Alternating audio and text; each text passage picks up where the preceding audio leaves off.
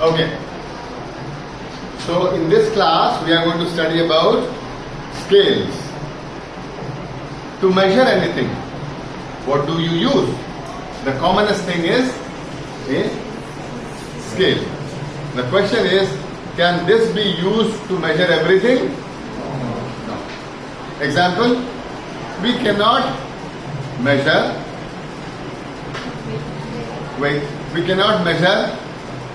the number of people from different states in this class. To measure such things, we require different type of a scale. So if you see overall, there are 4 types of scales which I am going to teach in this class through a story. So I have been told to do certain measurements at the tallest statue of the world. The tallest statue of the world is where? Gujarat, at least you know that. And the name of the statue is Statue of Unity. So I have been asked to go to the Statue of Unity and measure out a few things. The first thing is measure how many males and females are making a visit.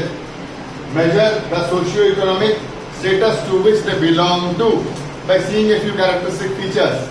What dress they are wearing, jewelry they are wearing, how do they come there, how do they look like, etc. The third is the weight of the people coming. The moment there is a frisking, then I do the weight of them. And the fourth is the sound intensity across 24 hours.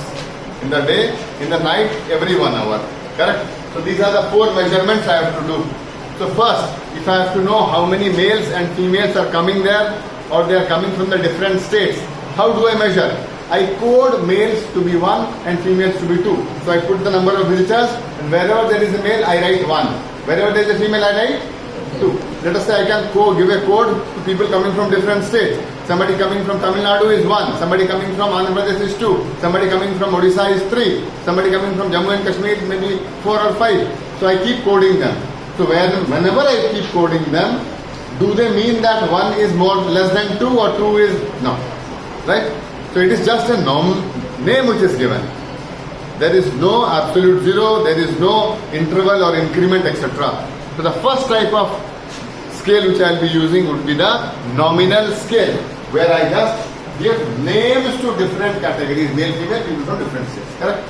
The second objective which I have been told is to see the socio-economic strata based upon the dress which they are wearing, the vehicle which they come, how they look like, the jewelry which they are wearing, the accessories which they are wearing, etc. etc. So based upon that, I have been told, okay, low, middle, high.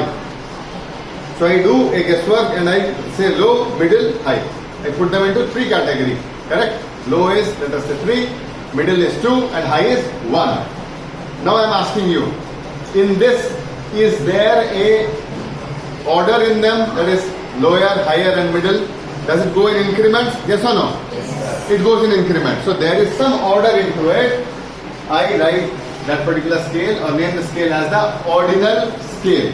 So there are many scales which will go one after the other and there will be order. Likert scale is one of the most common scales which is used.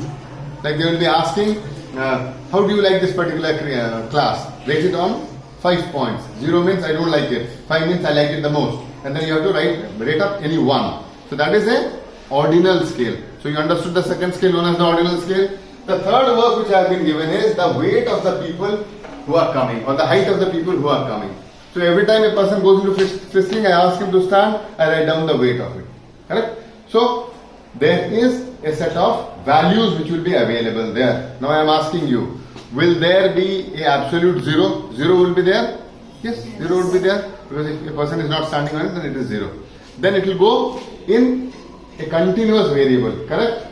If you try finding an interval 0 to 5, then 5 to 10, 10 to 15, are they equal?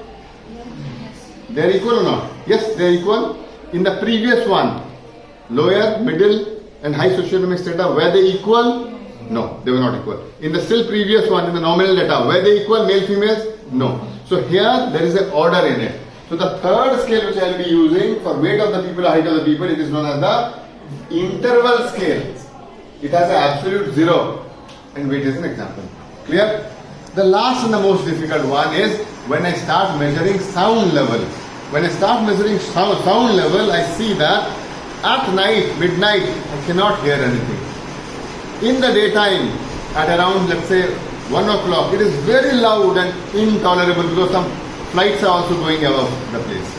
So, the softest sound or zero sound, which I cannot hear, if I put it as zero, then the loudest sound which the human ear would be hearing, if I measure it, then it will be 1 trillion times more. That means, if zero is at one side, the other side would be how much?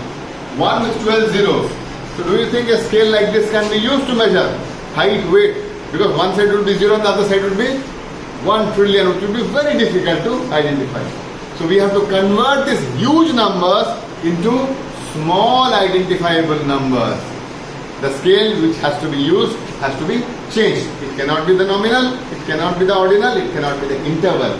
It will be a scale known as the ratio scale, where we put a ratio between them and then we compress everything into a format where it can be understood, where you can see it, where you can manipulate it, where the numbers will be small. The scale is known as the ratio scale. To give an analogy, Statue of Unity, there is a, let's say it's 570 feet odd, then there is a crane which is there, 100 feet cutting, there is a human being 6 feet, a rat few centimeters and an ant few millimeters. If somebody says, give me the entire picture in one frame, can you give it? No. But if you change the scale, then the Statue of Unity becomes a bit smaller, crane becomes a bit bigger, man bigger, rat bigger and ant bigger. And then it can come in one frame, provided the scale changes. So the moment you change the scale, you can actually see everything and you can manipulate it or measure it. So a ratio scale is the most complex form of the scale, which helps us to understand and handle numbers and things. So these are the 4 types of scales which are used for the purpose of measurement. Understood? Thank you.